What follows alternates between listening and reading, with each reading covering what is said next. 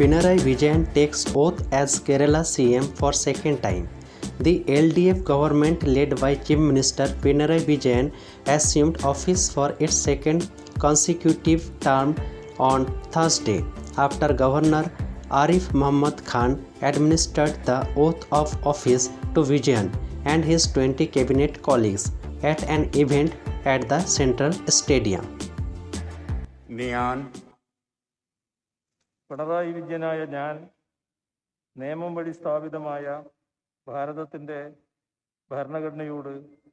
നിർവ്യാജമായ വിശ്വസ്തതയും കൂറും പുലർത്തുമെന്നും ഞാൻ ഭാരതത്തിൻ്റെ പരമാധികാരവും അഖണ്ഡതയും നിലനിർത്തുമെന്നും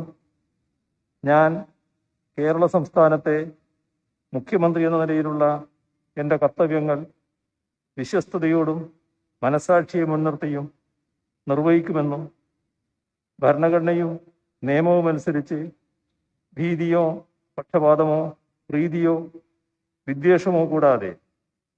എല്ലാ തരത്തിലുള്ള ജനങ്ങൾക്കും നീതി ചെയ്യുമെന്നും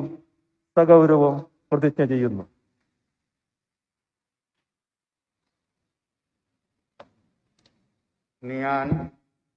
പിണറായി വിജയനായ ഞാൻ കേരള സംസ്ഥാനത്തെ മുഖ്യമന്ത്രി എന്ന നിലയിൽ എൻ്റെ പരിഗണനയിൽ കൊണ്ടുവരുന്നതോ എൻ്റെ അറിവിൽ വരുന്നതോ ആയ ഏതെങ്കിലും വിഷയം അങ്ങനെയുള്ള മന്ത്രി എന്ന നിലയിലുള്ള എൻ്റെ കർത്തവ്യങ്ങളുടെ മുറപ്രകാരമുള്ള നിർവഹണത്തിന്